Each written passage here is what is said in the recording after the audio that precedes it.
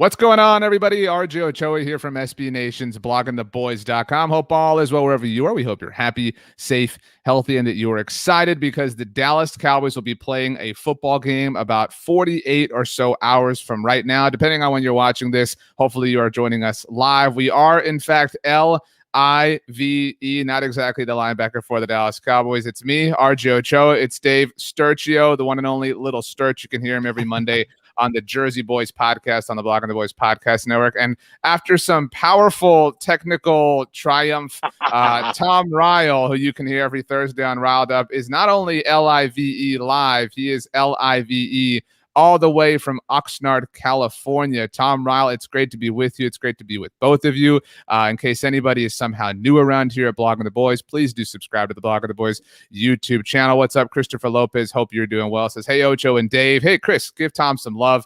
We will be having live streams every Tuesday throughout the season because football season is here. However, that will change just a little bit starting next week. We will be going live after every Cowboys episode of Hard Knocks. The trailer did drop today. We'll get to that in just a little bit. But boys, how you doing? Tom, I go to you first because you had quite the exercise getting up here with Sturch and I.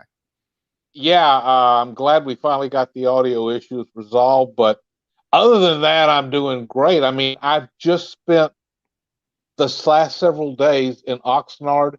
I've attended 3 Cowboys practices, which gives you a different perspective. And it's kind of interesting because today I actually saw them practicing how to practice, which we may get into a little bit later, what I mean by all that. But have you ever wondered why in the world do the Cowboys go out to Oxnard to have training camp? Well, if you ever come here, you figure it out real fast. The weather is delightful. The scenery can be stunning sometimes. You can literally... There's one point where I mentioned that you can actually not just be close to both the mountains and the ocean. You can literally fall off of one mountain right into the ocean. Nice.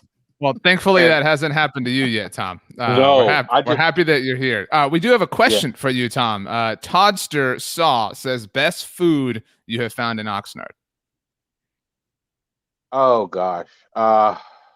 I haven't gotten a chance to go out to some of the favorite places, but they got a chain called Yolanda's, which is pretty good for California-style Mexican food. And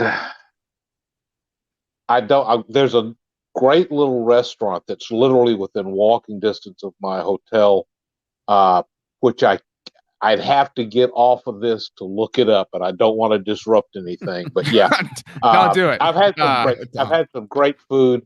And there's a lot of good places to eat. So yeah, good deal.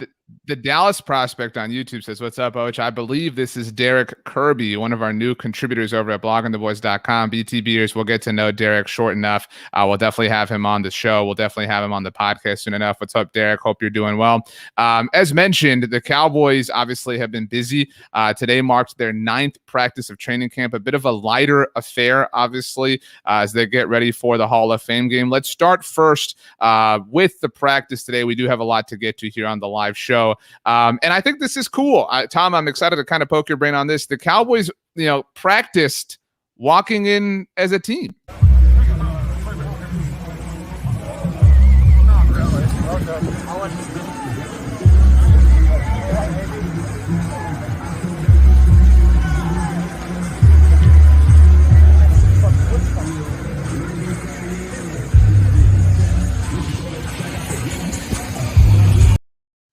CJ Goodwin riding caboose there at the end.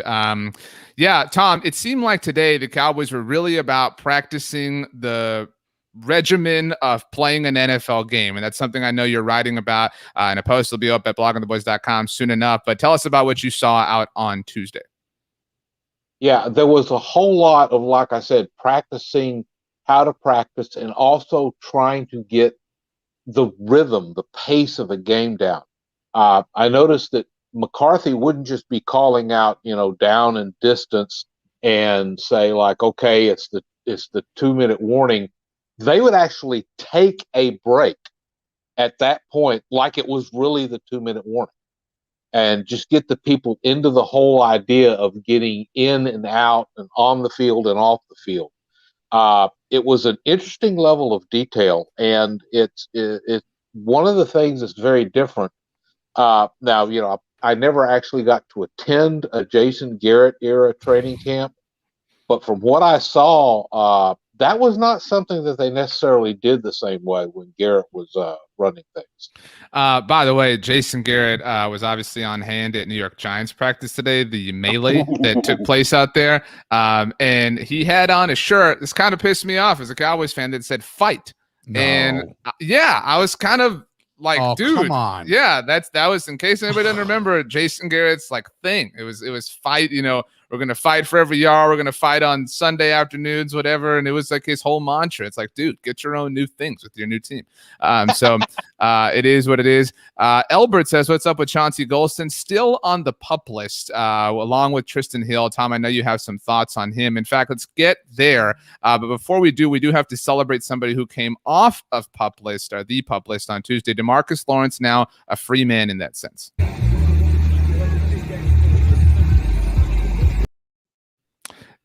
Tank looking rather spry, not necessarily the case for Tristan Hill in that particular highlight, Tom. Again, Tom has some takeaways. There's some nice alliteration there that we have coming up at the site soon enough. Everybody can go check them out at bloggingtheboys.com. But Tom, I know in scanning your draft that you mentioned, while everyone made this big hubbub about Tristan Hill, about DeMarcus Lawrence, that nobody's really talking about what Tristan Hill was doing on Tuesday. Yeah, he was actually on the cords and doing sled work. It was kind of a little confusing because it was an unpadded practice. So you didn't have that easy to delineate difference between the guys that were in rehab and the ones that are actually practicing. But this was more activity than I saw out of Hill in the 2 practices over the weekend. So I think he's getting closer. I don't know if that means that he's necessarily they're looking for trying to have him ready for the start of the regular season, or they're just setting up their options, because he could go on to regular season PUP and then they would be able to bring him back in 6 weeks. He could become an IR stash, or maybe they think he's going to make it and earn himself a spot on the line, which is, it's hard to say, but they definitely he's coming along physically. So I think that part is a good sign for him. He's got a tough row to hoe, though. He's in such an interesting spot. I don't know that there's a player who's going to hurt more from missing preseason and camp time than Tristan Hill. Sturch, we'll lob this question at you. Christopher Lopez asks, is Hill a possible trade candidate? I guess this would, require somebody else being interested in him, which is probably the more difficult thing to achieve at this point. Or do you take him and waive a first-year player? Obviously, Tristan Hill's entering his 3rd season with the Cowboys, but he has not really. I maintain that Tristan Hill looked okay in the early parts of last season before he was hurt, but his reputation is not exactly sterling within the Cowboys, Sturch. No, the way I see it is his stock is going completely the wrong way, considering the missing time. Like, you can't miss time in a time where all of a sudden we're learning a new defense, you're implementing new players, you're basically changing the entire landscape of the defense, and you're not a part of it except for sled work, and that's not enough right now. Would I trade him? Yeah, I mean, look, we definitely addressed the position to the point we have some depth now. I think it's a possible move, but again, you just said, got to find a suitor. Like, I don't know if anybody's going to trade for a 3rd-year guy coming off an injury. Do you waive him? I'm not in that business. I don't think you waive a guy like this. It's a very good question, but I don't foresee them waiving him, considering the fact that he did come on a little bit right before the injury. He was playing, maybe trying to change the demeanor. Now he went from, Marinelli to Nolan to now this is his 3rd defensive coordinator in 3 years. You know what I mean? So the transitions, we don't really necessarily know right now. So there's a lot of question marks. So I don't know if you could just go ahead and just say, we're done with it. Well, and the first of those 3 defensive coordinators was the guy that went to bat for him, the guy that stood on the table, the guy that made sure the Cowboys took him over Juan Thornhill, Taylor Rapp. We've had that conversation 1,000 times. Mm-hmm. Tom, is it possible that he doesn't make this 53-man roster? Because not only have the Cowboys changed defensive coordinators twice over since Tristan Hill was drafted by the team, but they've also added a lot. And I think they've added in places that look, hollow now because they chose to sign Joe McCoy and Dontari Poe last year. Granted, neither of those players really worked out for different reasons. They drafted Neville Gallimore. This year they drafted, obviously, Osa Odighizuwa and Quinton Bohanna. They signed Brent Urban. I mean, they have thrown a lot of resources in a quantitative sense at this position, despite having a player who's a second-round pick that they were really high on. They made their first selection in 2019. So based off of what you've seen, based off of everything we know about Tristan Hill so far, do you think it's fair to say he might not make the 53-man roster from the perspective of being cut, not starting off the season on pup? I can't say it's impossible. I think they would try to stash him to try to come back next year. Mm-hmm. But they've already got, apparently, from what I'm seeing, they've got more in Carlos Watkins than they got out of Dontari Poe last year. I think that. What about Brent Urban, Tom? Ryan Carlton says, I haven't heard much about Urban. He's been a quiet guy. Last time we streamed, I predicted him to be somebody who stood out on Hard Knocks. His wife, Kate, did tweet at me and let me know that he was mic'd up, and she was very nervous about that when it comes to Hard Knocks. But hey, Tom, yeah, it's true. But I mean, still, there's some kids that watch. I mean, I know it's on late at night, but Tom, Brent Urban, your thoughts on number 95? He's been out there. The problem is the linemen are very hard to get a good evaluation on. Especially, today was another unpadded practice. You see a little bit with the pads on, but he's in the middle of things. So your eye gets drawn to what's happening with the ball. And even if you want to watch the interior, it's kind of hard to spot them. There hasn't been any bad news about him. It's just hard to say. The running game, until they go full speed, you're not going to know. And we may never see Ezekiel Elliott take a snap before they go down to Tampa Bay. So I don't have reason to think that Urban is not working out. Sure. But between him and Odighizuwa and Bohanna, and Watkins, I think they're in pretty good shape. They could afford to move on from, Tristan Hill, but I just don't know that they're going to be willing to do that. Sure. It's hard I think to say. That's well said, Tom, and it might not make sense, to do if they can stash him on the pup list. I mean, there's no harm in that, certainly. I want to talk about some players. We have a great question here that are underrated, flying under the radar, however you want to put that. Somebody who, similarly, we haven't heard a whole lot about, had a little bit of a pop moment on Tuesday. Jabril Cox, who I think we're seeing the last of a number 48. I think he's probably going to be a guy who changes numbers once all these cuts are made. But for now, made the number 48 look good.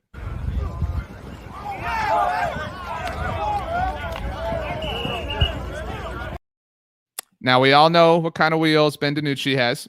So, look, this isn't we're having to reach down a little bit into the barrel to find some Jabril Cox highlights because he hasn't popped a ton. But still, playing nice in the run game is something that is a part of the position. And so we wanted to give Jabril Cox a pat on the back. But Tom, Joe has asked, Joe Saviano, almost Joe Avisano, if there are any underrated players or rookies who have kind of caught your eye. Is Jabril Cox one of them that maybe we're not seeing a lot of highlights from? I mean, give us the kind of 4-1-1 because Tom hasn't slept really since he's been out there. I don't know why he got a hotel room because he hasn't been doing anything else. Gosh. It's hard to say anybody that's under the radar. But, I know I don't want to get into the other stuff. Part of the problem is that you've got a handful of players that are just shining so brightly. CeeDee Lamb has just been excellent. Trayvon Diggs has been going up against him, and they've been having some really good battles that I think are helping both of them. Micah Parsons, he catches your eye just because he moves around so fast. And so, like, there were times when I would be like, what's going on with the Odighizuwa? And like, somebody would say, like, well, he was out there the last 3 plays and he looked pretty good. Okay. You just can't always see everything that's going on out there. So, Sturch, then along those lines, because this practice or these practices have been kind of maybe not top heavy. I know that's not your point, Tom, but like the superstars are being superstars. There's a preseason game obviously on Thursday, and we have seen some guys rise to the top. The Maurice Kennedys, right? Who's somebody that you haven't seen pop that you want to see? Somebody whose name you thought you would see. Maybe it's Jabril Cox, maybe it's whoever, but that you're saying, okay, it's been 9 practices at this point. You haven't done anything. Maybe your roster spot isn't necessarily in jeopardy, but somebody who you want to see shine a little bit on Thursday night in Canton. Talking to me? I'm sorry. Yeah, the word Sturch meant that I was talking to Sturch. Oh, wow. So, yeah. Okay. You know what? It's been the Tom show. He's been at practice. You know, I mean, I thought you were going there. No, Donovan Wilson. I haven't heard too much. I love him. I'm one of his bigger fans. Jordan Lewis, another guy that, you know, I'm very excited about the secondary. I want to see what those guys have to offer. I want to see how many plays they get on Thursday. You know, you don't want to, start your guys too long. We're going to get a good look at a lot of our depth. You know, we'll see, who shines brightest. But, yeah, the secondary, I want to see a little bit more out of them. And it's funny you mentioned Cox before as number 48 and him making a play in the backfield. See, that was giving me Joe Thomas vibes, man. I miss Joe Thomas. So that was my guy. I love Joe Thomas. An athletic linebacker, certainly, but happy trails, Joe. Enjoy Houston. I don't think any Cowboys fan besides you, Sturch, is missing Joe Thomas. Yeah, I was just on his bandwagon. But yeah, no, definitely the secondary. I want to see a lot more out of those guys. I want to see who, the rotation that they use. Obviously they'll probably throw out the ones first, and then we'll see what kind of combinations we get. Tom, it is the Tom show. Really, every show is the Tom show. If we're being honest with ourselves here. Tom, I know you've been having to make your way to practice. I don't know if you've taken any strolls on the beach. Sometimes people do that. They throw on the AirPods. They listen to some stuff. Tom Ryle exclusively listens to Boss Man Fat. And Elbert wants to know, Tom, if you have drawn an opinion on Kelvin Joseph. He was somebody who did not really flash in rookie mini camps and OTAs. So this was an opportunity for him to really shine. We have seen a lot of Trayvon Diggs. Your thoughts on Kelvin Joseph? I think he's got some more ground to make up. He's coming along. He did have some good practices early on, but he's clearly running with the 2s, and a little bit maybe with the 3s as they do some mixing and matching out there. I was going to tell Sturch that Donovan Wilson did get some nice plays when I was out there at practice. Nice. So yeah, he is showing up out there a little bit. It's just a good play for him is not going to look spectacular because true strong safety, he's going to be on a run fit, and running plays are all they're trying to be very careful and not wind up with their star players at the bottom of the pile like happened with the New York Giants. So it should be mentioned that Tom and I are both fighting Texas Aggies, and so we will look out for one another. So Donovan Wilson is under a veil of protection here when Tom Ryle speaking. That's all I'm saying. I like it. But no, that is great, Tom, that Dono has looked solid. The bar is lower there. I think we're all willing to admit, the bar to impress us is much lower there. The bar is very high at wide receiver. Tom, you mentioned CeeDee Lamb has looked spectacular. Had another great moment on Tuesday. It really is amazing that he manages to continue outperforming himself. Yeah.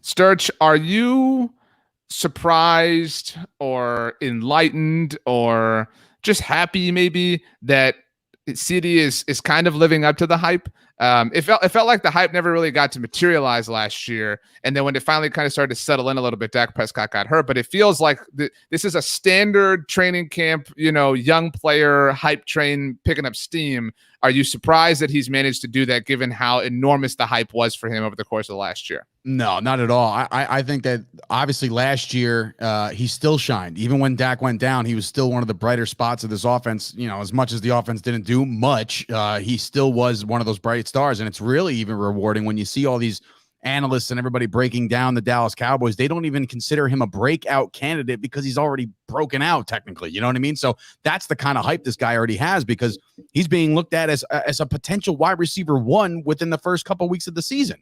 And I'm just excited to see what he can do. In that clip in itself, and Trayvon Diggs is no slouch. You know what I mean? He's got him beat by 3 steps. 3 steps past Trayvon Diggs. Pads or not, he's showing incredible burst, And that wasn't even Dak throwing him the ball. So imagine how much more overthrow and how much more separation he could have got with an even better throw. I mean, that's a dime. That was a perfect throw. But I can't get enough of CeeDee Lamb. I cannot wait to see what this kid does under a full season under Dak and a full season with the offense just healthy as a whole. Tom, is it fair to say that he has won training camp in terms of at least the time that you've been there? Oh yeah, he's been I got there at about the time that CD moved ahead of Randy Gregory as the star of training camp, and he certainly hasn't relinquished that. And it's kind of interesting because being there, I'm also getting to see that, Amari Cooper's working and he looks pretty good. And it suddenly hit me that everybody's talking so much about CeeDee Lamb, and yet I don't think there's any doubt that Amari's going to be out there to start the first game of the season. And then it's all of a sudden going to be like, are they thinking maybe they can kind of sneak Amari in under the radar and get everybody so focused on CD that Cooper winds up going off? I don't think they really play it that much, but you never know. And this is going to be a real problem for people because Gallup was back out starting to, look like doing. That's what Joe wants to know. You're reading Joe's mind, Tom. He says, how's Gallup looking? Like to see him take another leap this year. We've already seen a leap from Michael Gallup before. You're saying, Tom, and I don't know what's in that cup. I know it's been a long day. I mean, so, you do what you want. But hey, all right, DC, that's how I roll, Tom. Now sponsored by.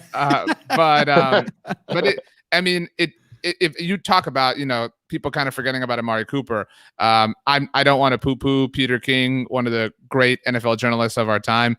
This week's Football Morning in America, he had his big write-up. He went to Cowboys camp last week, so he had a bunch of notes from there. And he said, I'm going to give everybody a tip here, fantasy guy to watch out for this season, Michael Gallup. And when I read that, I just thought, who is unaware of who Michael Gallup is at this point? Like, who are you like pulling one over in your fantasy league and being like, I don't know if you've heard of this Michael Gallup guy, but he's really great. So Tom, you got there when Gallup was kind of coming off the ankle tweak and everything. He looks fine in your estimation.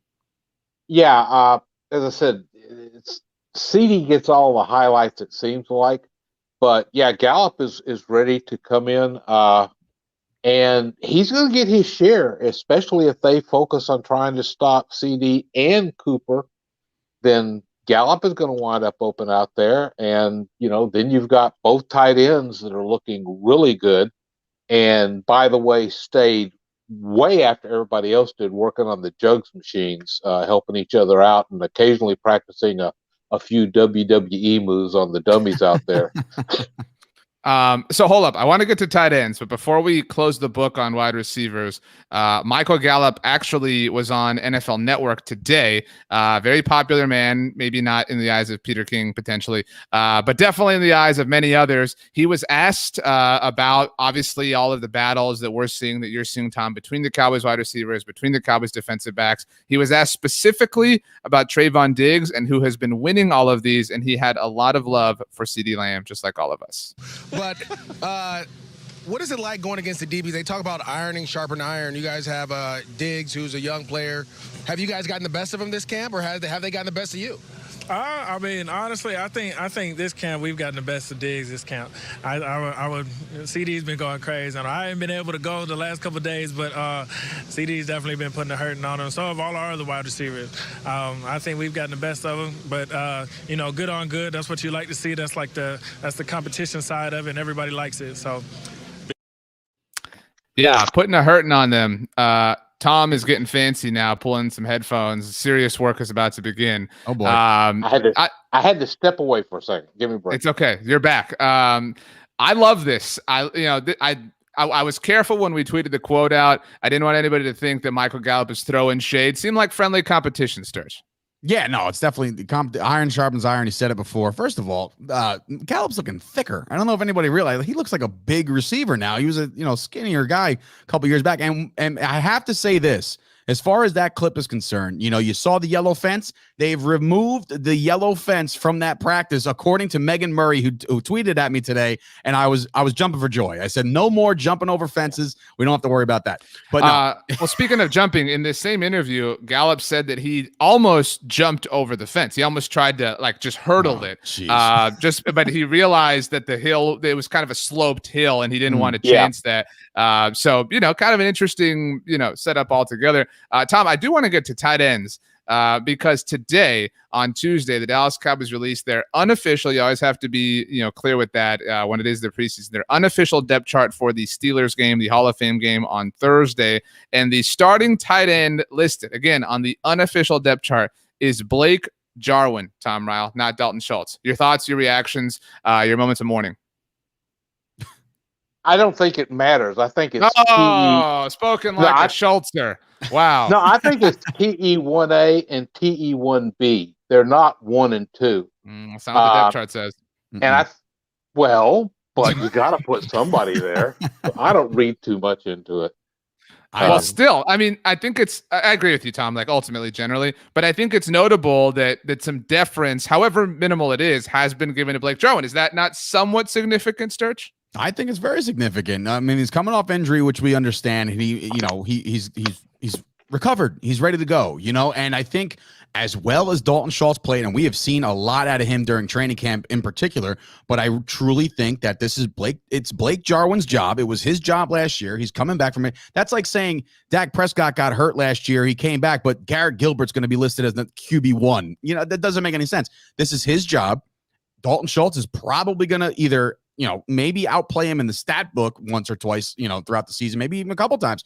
But I think that it's good for a confidence boost for Blake Jarwin to say hey man, you're back. You fought your way back. Let's get it rolling again, because we knew what we had in him last year, and he just, he got hurt, and these things happen. But I think this is a good confidence boost for his psyche, for him to get right back out there and continue what he did last year. Tom, busy man, jumping in and out. We know you're, living the life in California. Sturch, I think that's well said. Tom, by the way, while you did walk away, I noticed the BTB shirt hanging behind you. Nice corporate branding you have going on in your hotel room there. Tom, there we go, Tom. Appreciate it. We have gotten a lot of questions, by the way, about the Blogging the Boys caps that I've worn on different shows. We do give those away from time to time here on the channel, so make sure you're subscribed. You see all the videos. So that you get, an opportunity to win one of those, like these fine gentlemen. I agree with the whole idea. I'm not trying to bag on Dalton Schultz by any measurement. I did just find it interesting that was who the Cowboys listed as their starting tight end. Sean McKeon has also had some moments, obviously a part of the overall, group. Tom, I want to circle back to something you've noticed and something you had in the draft that you wrote. Again, your takeaways. Tom's been writing this after every practice that he's been at while in Oxnard. I'm not trying to brag. I got some, inside access. Got to look at Tom's article before it's gone out. Congratulations to me. But Tom, you've written today about practice number 9, about how it was a little bit more quiet, so you were able to hear Mike McCarthy. It wasn't the same thickness of crowd as it was over the weekend when the NFL had back together Saturday and whatnot.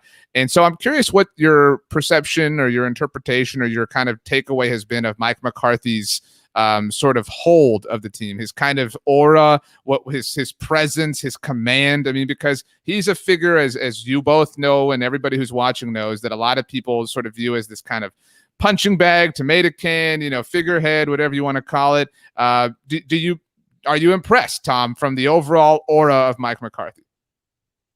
He seems very much to have everything quite under control and running the way he wants it to. There haven't been any major dust-ups. I'm sure we may see some of that when they have the joint practice with the Rams, which on Saturday, just so everybody knows. But you're right. Yeah. By the way, on the subject of that, Matthew Stafford hurt his thumb yesterday in practice, and there's no surgical work necessary, but he is kind of on the mend. I think it's possible that Saturday's joint practice is void of both Dak Prescott and Matthew Stafford, something that I don't think any of us would have anticipated when this was first announced. Yeah. It's for the best. But yeah, I certainly didn't find any problem. I actually noticed that you might have seen in the draft, the Cowboys have basically abandoned the one-on-one compete things, where you'd have like Tyron Smith with like your Randy old school Gregory. Oklahoma drill type thing. Yeah, right. Yeah, they've quit that, and I was discussing it with a couple old friends of the blog, Rabble Rouser and Landon McCool, and they were saying like maybe that just doesn't apply to what happens in a game, because how often is it just an offensive tackle and a defensive end matching up? There's going to be stunts. There's going to be a tight end chipping. There's going to be the play moving around, the pocket shifting, and it's kind of like to put the positive spin on it, which we always want to hope is what's happening. It seems like McCarthy is trying to focus on what's really useful in getting ready to go out and play a game between the hash lines.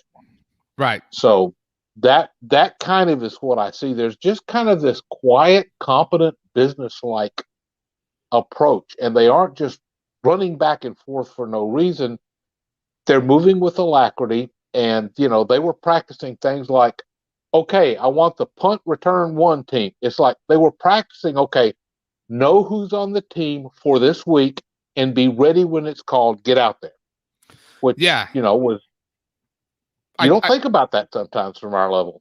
The word that comes to mind for me, Tom, when you describe something like that, and Stretch, I'm curious if you agree, is efficiency. It feels like, it almost feels like Mike McCarthy spent a year and evaluated where he could be more efficient if he ever got an opportunity to be a head coach in the NFL again. Now, I'm not trying to sell anybody this bill of goods that Mike McCarthy's this analytical god and he's identified all the loopholes and the brokenness of NFL head coaching structure. But it does seem like everybody, and last season's results obviously kind of lent themselves to this, but everybody joked about him and bagged on him. And it does, this is, last season, as we all know, with everything that took place across the world, he didn't get a chance to fully implement everything that he put together in his big barn that, I think the con to Mike McCarthy is he was not shy about telling people that he was very proud of the work he did in his year off. And so he's kind of a victim of his own hubris in that sense. But I do think, Sturch, that we are starting to see the fruits of that labor. Yeah, no, this is the Mike McCarthy that we hired. I think last year, I think that again, I don't want to say it's completely null and void or anything like that, where it's you can completely chalk it up as a COVID riddled season with all these like obstacles and stuff, and you can to a certain extent. You can't even see a facial expression last year. You just masked up. He's got a mask on, so you truly didn't know what he was saying, how he was saying it. I think this is a perfect opportunity for him to reinvent himself as a head coach, just like all the players on this Dallas Cowboys roster look at themselves in the mirror at the end of the year. I think he did a big self-reflection at the end of last year and saying, look, that year was probably my worst year as a head coach in the NFL. I don't remember. You can correct me if I'm wrong. Have you ever seen the Packers finish that way under Mike McCarthy? I don't think so. You know what I mean? So this is probably his worst year he's ever had as a professional and as a head coach. So I think he took a look in the mirror. And I think he's finally getting a chance to show exactly what he was about to bring and why Jerry and Stephen Jones and the Jones family embraced him as the next face of this coaching staff. Tom, I really like this comment from DJ Dog 31, front runner for today's MVP award here on the show. Garrett's training camp. I have been at Cowboys camp in 2017, 2018, and 2019. I did not go last year. Obviously, nobody went last year.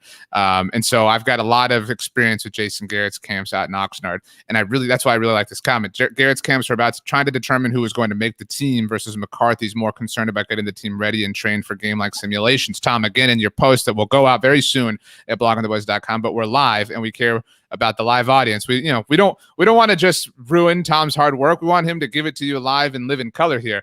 But you wrote, Tom, about how they were practicing today about how to get out for point after attempts, how to get out for punts. We played the clip about how them practicing how to run onto the field. And you get to a point of like high school-ish stuff with this, right? Like, we don't need to practice, the way we're going to line up, to walk out of the locker room and things like that. But these are things that show up, right? Like we've seen 12 men on the field penalties. We've seen delays of game. We've seen teams have to burn timeouts because they're not ready. And then that comes back to cost them late in the game when they're trying to drive to win or tie, and they need that timeout. Is that the impression that you get, Tom, that this is different from Jason Garrett in that sense? Yeah, that was always one of the weird contradictions. Garrett always seemed such a button-down, disciplined guy, but they got an awful lot of just flat-out, boneheaded penalties under him. And Right. It's like McCarthy looked back at some of that stuff and said, we ain't going to play that no more. So, yeah, I think a lot of this is he's making sure they get the procedure down. And, he's looking at how disrupted things were last year. And there's an awful lot of new bodies on this team this year. Guys that they expect are going to make it onto the 53-man roster. And he's just really trying to make sure that they're all on the same page and on the right page. And that was the thing I got. The efficiency word is something that I actually heard that come up in my discussions with people around me in the stand. It was just more efficient. Yeah, I'm a fan of this. I'm also maybe now I'm looking through some rose-colored glasses. I've never understood that expression, by the way. Like, I don't know, like, what are rose-colored glasses? That's a topic for a different day. But I mean, like, explain it. I've never seen like a pair of rose-colored glasses. Is really my point. But I kind of like how Mike McCarthy handles himself in the media.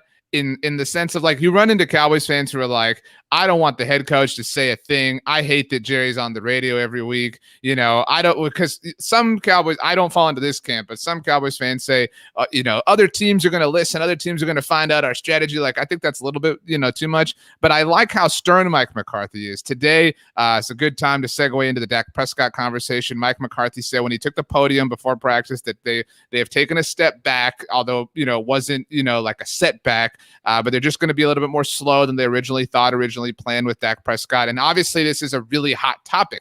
Mike McCarthy, just like Michael Gallup, was on NFL Network after practice, and he was asked about this, and he didn't take any bait at all. Coach, you addressed the media a little bit earlier, shared some news about Dak Prescott and the shoulder. If you could maybe just reiterate and walk us through sort of the decision and maybe how long you want to make sure he gets to get right before you put him back out there. Definitely. I mean, he obviously has an injury he's dealing with, and I just think particularly with the time of year we're in and where we are in our training, we're just going to kind of take a step back and be smart with it. It's something that we just don't want to let it turn into something major. So he won't play Thursday night in Canton, and we'll reassess when we get back. Tom, Mike McCarthy isn't going to give you anything. You know what I mean? Like, and I like that quality about him. Does that make sense? Yeah. There's no gain. There's no advantage to the coaches to giving out all this information. They prefer that the guy lining up across the field from them is as much in the dark as possible. So, and there is sometimes a sense of entitlement on the people that are asking the questions. And you kind of love to see the coach just saying, like, ha ha, you ain't getting it from me. Right, I agree. So getting to what McCarthy discussed, Sturch, are you 1 to 10? Where were you on Dak Prescott Tuesday morning, which is a retail store, I believe? And where are you now?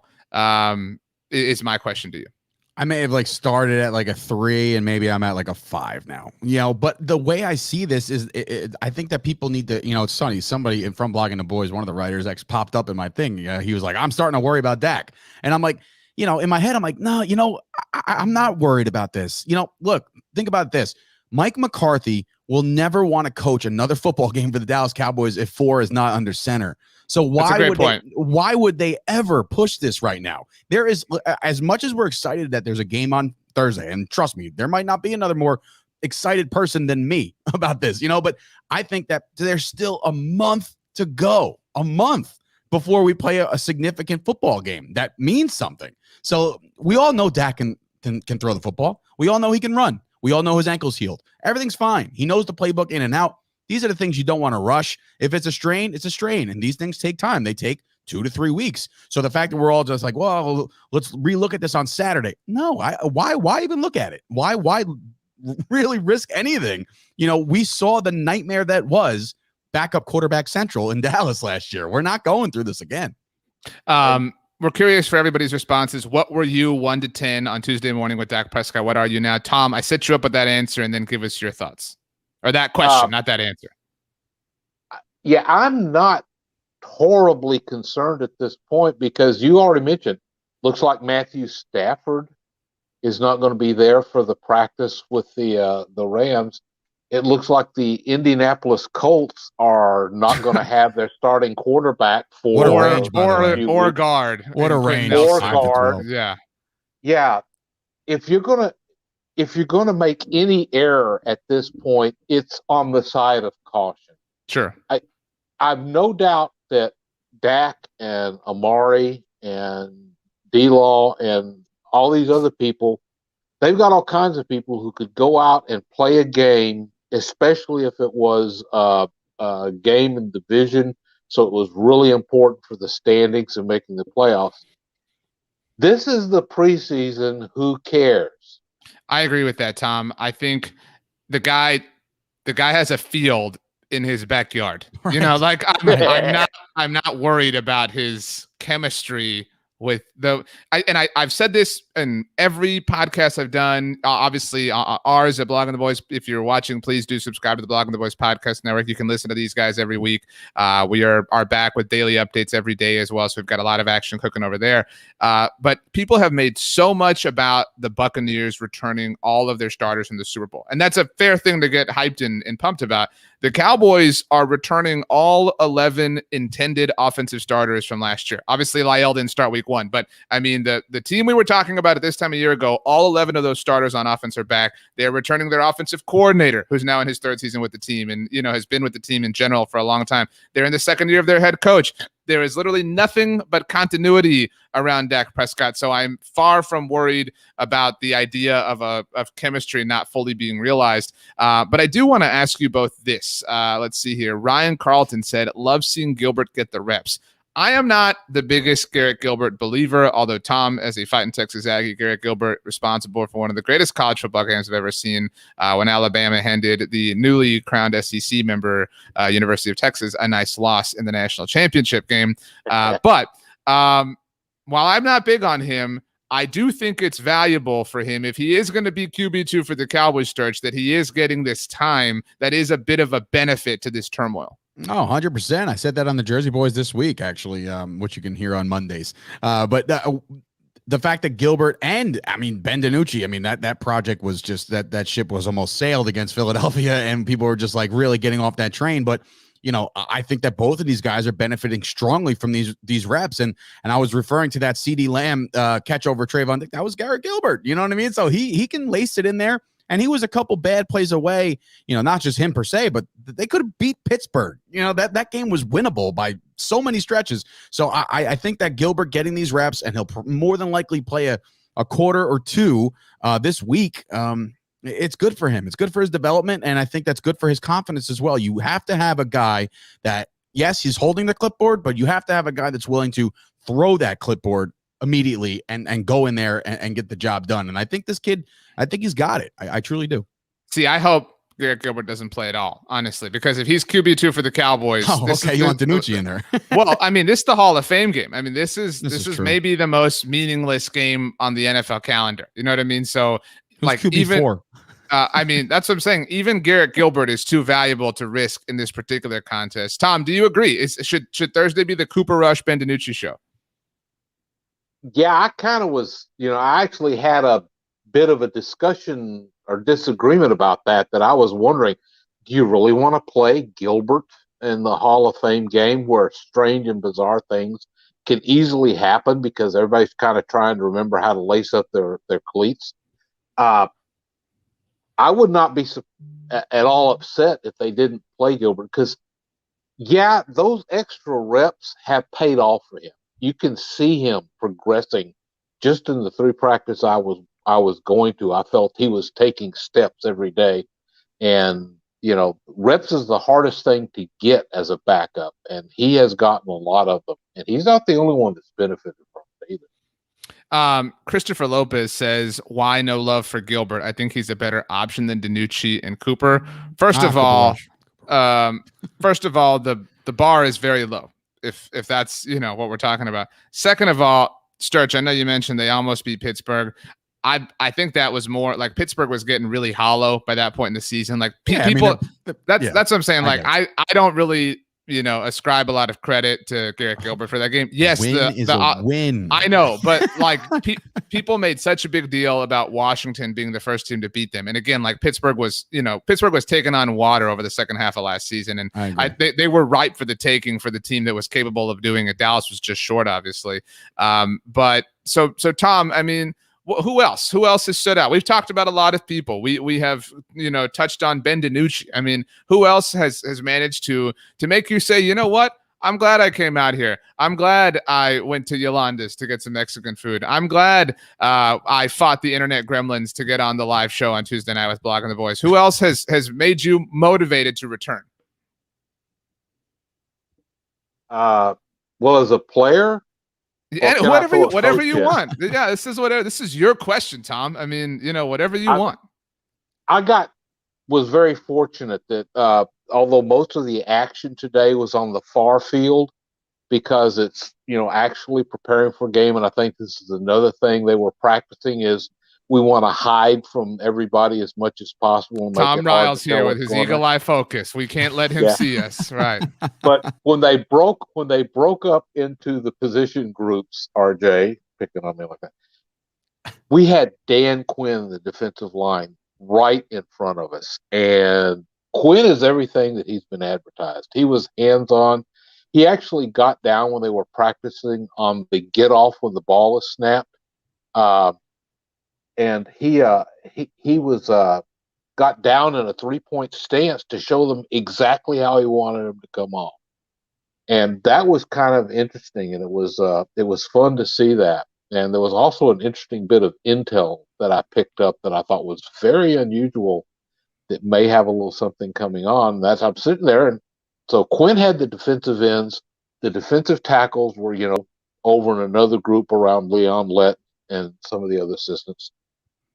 And there was somebody missing with the defensive ends, because you could find Basham and Anai and Armstrong, and they're all going at it there. And there's no Randy Gregory. And then I looked over, and he's in the middle of the defensive tackle working. Ooh. Spent the whole period there. I don't know what that says. Maybe they're just something he wants to learn from Leon Lett. Or maybe we're going to see some really interesting packages where you've got Gregory lining up in the 3-tech hole or something.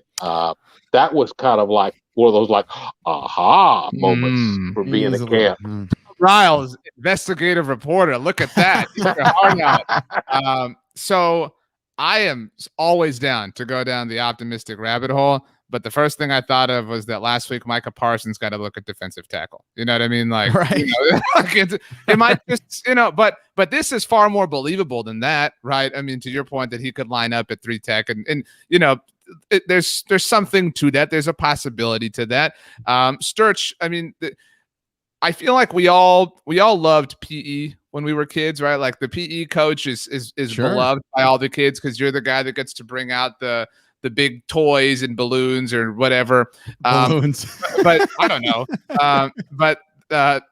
There's a difference between being a great PE teacher, which I think Chris Richard was, right? Like, I'm going to lace up my cleats and I'm going to jump in with you and have some fun, and being a great teacher and a great educator. And it seems like that's who Dan Quinn is. Like, he might be the coach or the teacher that, when they do the students versus teachers basketball game, just shows up and is like crossing people over that you just didn't know had it in him. Yeah.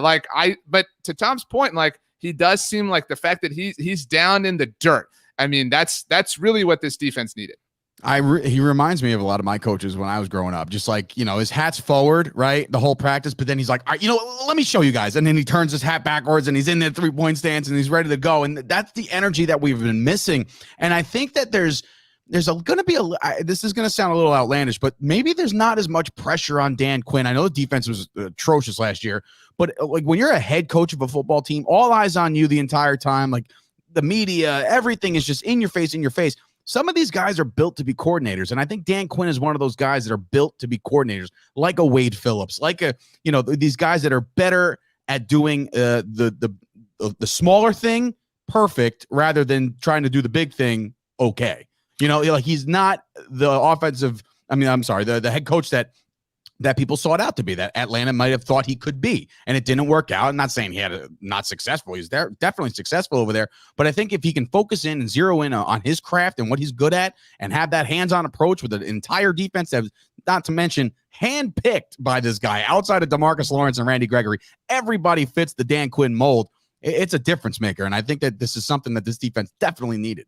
This question pops up a lot. Then why didn't his defenses in Atlanta never become dominant? I think to Sturch's point, to the point at large, some guys just aren't cut out to run the show. I mean, Tom, you talked about it. Mike McCarthy's everywhere. We're talking about how Mike McCarthy has had to look for the points of like, man, we need to practice TV timeouts. We need to practice, lining up for punts and things like that. Like some people aren't built for that. I've said this before. Obviously, it's been a long time since the Cowboys hired Dan Quinn.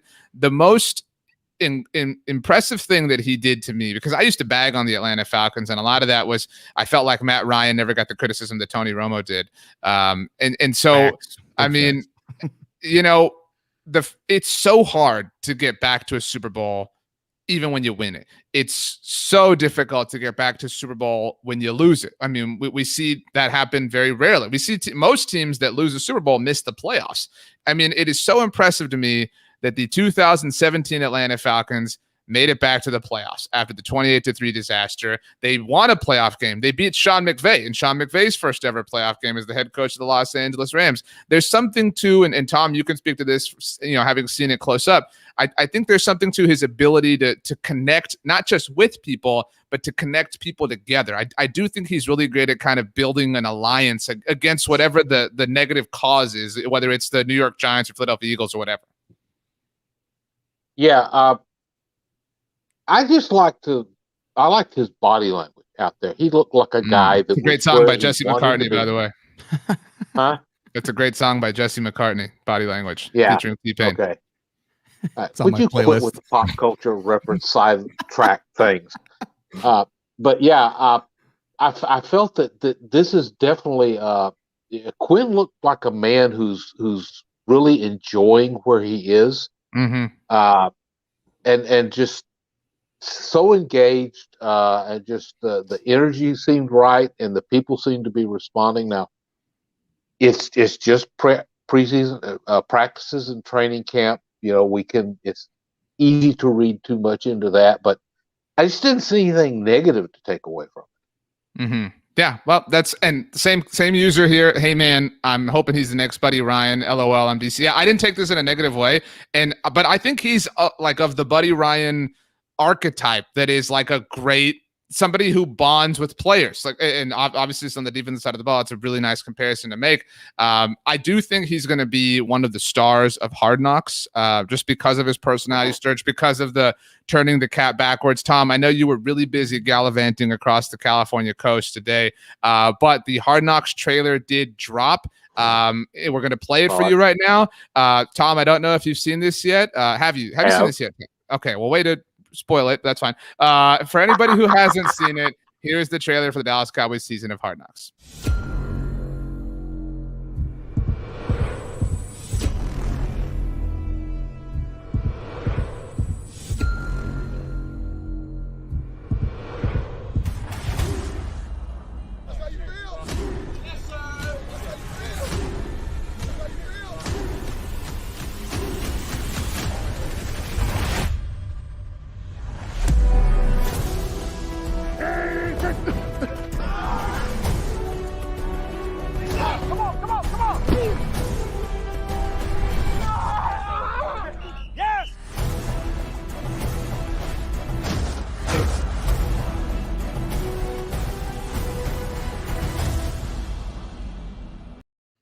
So I don't want to be that guy, but I love NFL films. All right, forever. I've seen everything that NFL films has to offer.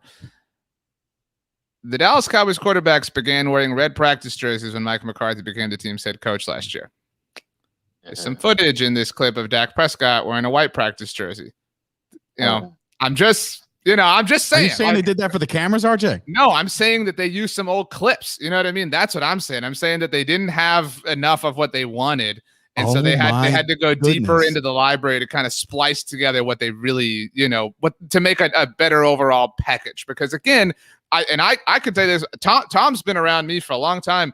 I used to be fascinated by the fact that the Cowboys quarterbacks did not wear red practice jerseys. They were the only team in the NFL that didn't have quarterbacks who had a differentiation when it came to their quarterback practice jerseys. So Mike McCarthy shows up and wears red ones, and like my brain explodes. So like this is something that like when I see Dak Prescott wearing white in practice, it sticks out to me. So you know what? You know they don't. You know, if Dak Prescott started sitting out, you know what I mean? Their source material went away. But Tom, I know you had seen it before. Your takeaways from the Hard Knocks trailer. Yeah, I think you're right about Dan Quinn's going to get a lot of feature there because he just popped in the couple times they showed him there. I'm kind of pumped for it. Now, you didn't mention the other teaser that Hard Knocks had, which was Zeke Elliott lost. Yeah. What happened? Wait, what did I miss? They dropped our live show here is on Tuesday. On Monday, and the NFL Films Twitter account just tweeted it was a little minute-long video of Zeke Elliott lost looking for his room. By the way, and I was on the hunt for an answer to this early on Tuesday morning. Shout out to our incredible producer Charlotte who helped me out here. You and Tom, or Charlotte and Tom, can make an incredible like investigative duo. The opening seconds of this trailer feature the back of a Dallas Cowboys helmet. We have it here for you. And this blue label that goes up vertically is normally every player's last name. But it says Donkey on there. And so I was perplexed by this. I did not understand how this could be possible because again, like we're talking about a team that doesn't ever change their uniform, doesn't ever change their practices and how they do things here. Through some investigative journalism, as mentioned, we deduced that it is Ezekiel Elliott whose helmet says Donkey on the back. There's an Instagram post from a few years ago of he and Jason Witten together that Zeke captioned Coach and Donkey. So maybe this is an affectionate nickname that the Cowboys players have for Zeke. I mean, I don't know. Maybe we'll hear that story on Hard Knocks. Sturch, your takeaways from the trailer. First of all, goosebumps. I don't know why I'm so excited about Hard Knocks. I'm excited about Hard Knocks every year, to be honest with you. But now that it's obviously my team, it's like, oh my God, I'm so excited. Hey, right. And like that's on my playlist to work out. You know what I mean? That theme song, like I'm jazzed up. The trailer does it justice, right? I can't. My mind is on fire right now, thinking that they used an old clip of Dak. That really. That's like real. I mean, it's not like they're. I hated to expose them, man. I had to do you just completely roasted HBO, but like it's listen. That's the way it is. But I'm excited about Hard Knocks. I don't think it's a distraction as a lot of people might think. You know, I did talk to somebody that was at training camp, not named Tom, and he said that. How dare you? I know. I'm sorry. He said that. You know, that the HBO people, they really weren't getting in the way. You know what I mean? Like they might be getting a lot of film from beyond. I'm sure they'll do their digging and they'll find who's going to make the most sense as far as who to focus around. But maybe they're not in so involved as they normally are, like where they're inside the huddle and they're getting a play call. If guys are mic'd up and the cameras are farther away, you're going to get the film. You're going to get the footage. You're going to get all that good stuff. So I'm excited about it. It can't come soon enough. The only thing, and I put this out on Twitter today, is that I was curious because I have HBO Max. I got rid of HBO. Like, am I going to get Hard Knocks the same time as everybody else? Like, that's scary. No, I'm not. I can answer everybody here. Everybody who's curious. HBO Max purely on-demand content. So I know this from years past with Hard Knocks is I did not anticipate talking about this here on the show, but here we go. This is an important thing because there are people who are in that boat. You can watch it the moment it ends. It will be available for you. Great. Now I got to order HBO again. Wonderful. Yeah. So, sorry. I mean, by the way, our friend here says the HBO is going to come from me because I exposed them. I just got a lot of people sign up for HBO. So I think, everything's balanced out. Royalties. Tom, were you approached by the home box office entertainment company to be a part of this season of Hard Knocks? Well, I had to turn it down. No, of course I wasn't. But did you notice anything yourself? Like, did it feel more in that sense? You had to look for them. They were generally unobtrusive, and just you almost had to. Just today, I was like thinking, well, I don't notice them, and then you go, oh, there's one over there, and there's. Oh, they're up there with the boom mic and the big tower thing that Jerry stands around in. Which led me to the thought that they would hate it if I was an owner, because if they'd had that mic in front of me, I'd just reach up every couple of minutes and go bap, just to be obnoxious to them. But I did not find them at all obtrusive. They did, they were obviously gathering some sound and getting some video, but they seemed to be doing a really good job, and it did not seem to be much of a distraction at all. Now, we'll have to see what comes out as their storyline, and will they stir up something or create something out of whole cloth, that creates some dissent on the team. But so far, it doesn't look to be a problem. Well, there's a lot that they're going to have to pack into the premiere episode next Tuesday, because they've got all the practice footage from now. They've got the Dak Prescott story now to get to, there's not a resolution to, but that has, whatever has happened today, however you want to put it.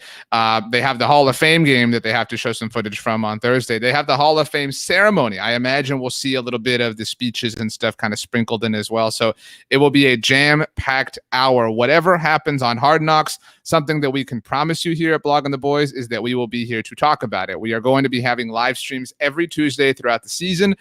We had them last week, this week, whatever. For the next 5 weeks that Hard Knocks airs, we will be having them as soon as the episode ends. The episode runs from 10 p.m. Eastern to 11 p.m. Eastern, which means at 11 Eastern, 10 Central, 8 Pacific, we will be live here on the Blog of the Boys YouTube channel to break down what we saw. Final words, final thoughts. Sturch, you go first.